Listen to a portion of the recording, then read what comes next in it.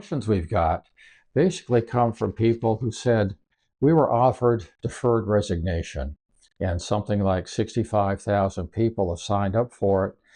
It's been delayed. We don't know what's going to happen. We don't know how many courts are involved. But for some of us, we're not in a bargaining unit. The union doesn't represent us, but we're affected by the delay or perhaps the cancellation of the deferred resignation. We had, in some cases, worked out something where we thought this is a great chance. I'm eligible to retire. I can leave early and still get more credit for my retirement until September 30th, which is when the deferred resignation period ended. In other cases, the person was saying, I've got 10 years, I've got 15 years, and I had worked out, because I saw this coming, that I have a chance to leave my government job, still get paid, and go to work for a private employer.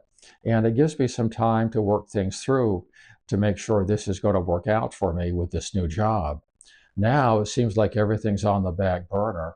Who's representing those of us who took the deferred resignation offer? And now that it's in limbo, what do we do? Well, first, as far as who represents you, as you probably noticed, the union represents people in the bargaining unit, and the unions are going to do what they do, which in this case is basically file a lawsuit on each new step in the process, each major step anyway. As far as who represents you, if your interests are different than that, the answer is yourself.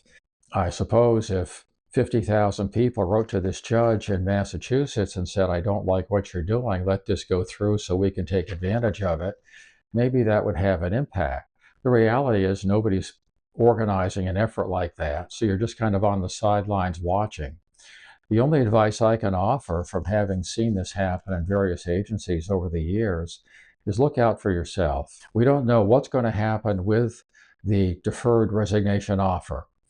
The judge has put it in limbo.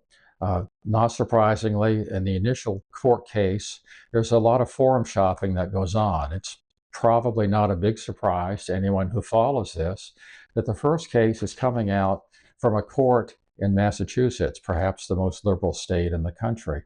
So the person filing the lawsuit, the organization filing the lawsuit, tends to pick a court and perhaps a judge they might get that has a chance of giving them what they want out of it. Now, if they cancel it, those of you who took the resignation are going to have to wait around because regardless of how it comes out, there's likely to be an appeal. It's likely to get to the Supreme Court eventually, but you're talking about a period of months, realistically. The Supreme Court does have an expedited process for taking cases. They don't use it very often. And frankly, I don't know that they would ever consider using it in this case.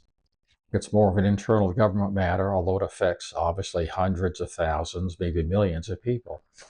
But that's where it stands. You're kind of in limbo. Part of the deferred resignation was to eliminate some of the appeals by having people voluntarily resign, giving them some financial advantage by keeping them on the rolls until September.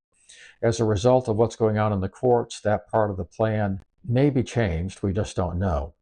In any event, that's the current status. We wish you the best. We hope that you are able to make a good decision for yourself, your family, and we wish you luck in your federal career or wherever your future career may be.